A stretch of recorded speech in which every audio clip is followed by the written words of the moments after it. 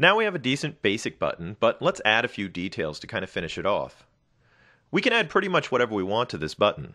Bitmap graphics, vector graphics, even text. So let's go up to our layer menu up here at the timeline.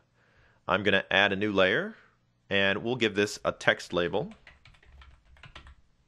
And it's always good to name our layers since we want to know where everything goes. I'm going to switch over to my text tool, and I think I'm going to type white text, so we'll change the color first. I'm going to stick with classic and static text since we only need a one-word label. And I want something nice and blocky, so I'm going to go with Arial Black. Now, don't worry if you don't have that font on your system. You can choose whatever font you want. I know 10 points is going to be too small, so I'll make that a little bit bigger, but we can always adjust that again later if we need to. And I'm going to work with centered text here. Now I'm just going to click, and we'll start typing. I want the label on my text button to be News, and I'm going to put it in all caps. Now that is a little big, but I'll just switch back over to my normal selection tool, and that allows me to change the properties of the text without having to select the individual characters. I can just go right over here to the size menu, and I'll drop it down so that it fits inside of our button. Then we can center it up, and our button has a nice label. Now notice the timeline is still working the same way it normally does.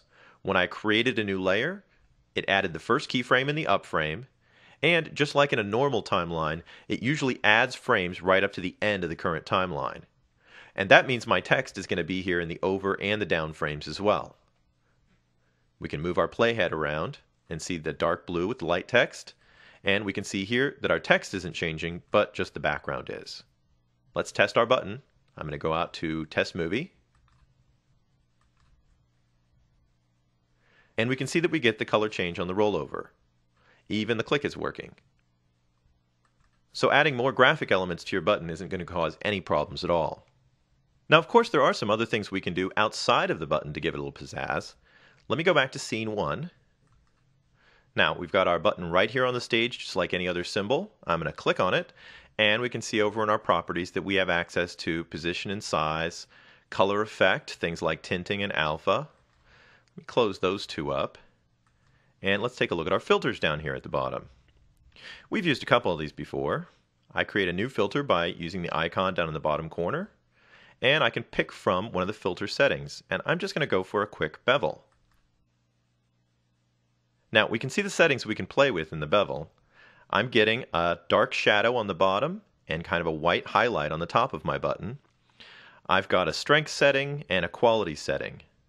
Now, bumping up to either medium or high will actually give you better detail in the rendering of the shadow, but it will take a little bit longer on slower machines.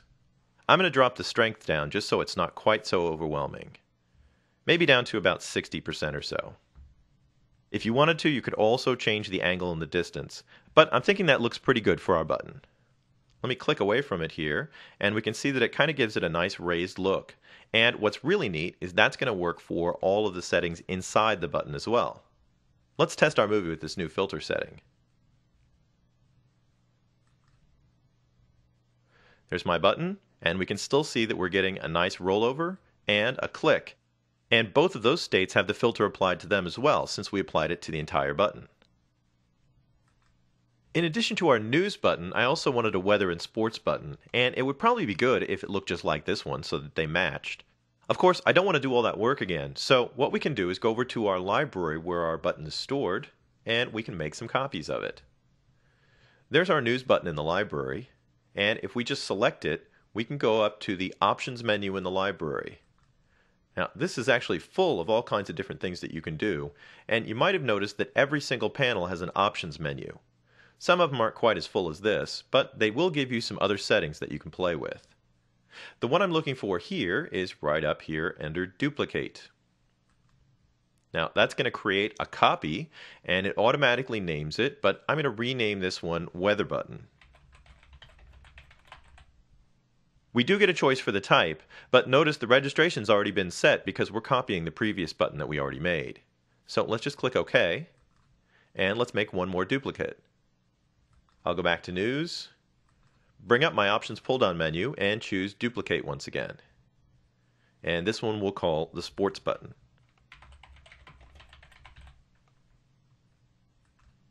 Now, I've got two new buttons in here. I can just drag them out and use them whenever I need to. I'll place them right down here below news. And of course, they still say news because we haven't changed that. But we know we can just double click on any symbol on the stage. It'll open it up, and there we can go right into our text label. I'll just double click and that'll switch me into my text tool. We can select news and replace it with weather. Since that same text field stays on the screen for 3 frames, we only have to change it one place. Let me just click away and make sure it's centered up right. That looks pretty good. I'll go back to scene 1 and let's change our other button. We'll double click. I'll double click again to get inside the text field. Select the text and type sports. We can click again on scene 1 and we've got our buttons relabeled. Now I just want to use the same filter setting. Once again, I can just apply a filter and try to remember what the settings were. But if we go over to our normal selection tool and we select our news button, we can not only see the filter property, but down here with the little clipboard icon, we can also copy that selected filter as well. Now that just copies the filter settings, but it copies every change that we've made down in here. Now let me click on my weather button. We can see it doesn't have any filters applied to it, but if I go back down to my clipboard icon, you can see that it now says paste, and we can drop the exact same filter right on that button. Let's do it for the last button as well. I can just paste again, and now we've got all 3 set up. It might be nice if I arranged them a little bit too. So I'm going to hold down the Shift key, select the weather button and the news button, and that way I've selected all 3 of them. We'll go up to my Align panel, and I'm going to make sure that Align to Stage is off because I just want to align these to each other. I'll just use a center align, and that'll straighten them all up vertically. And then I can use the space option down here, and that will actually adjust it so that they have even spacing between them.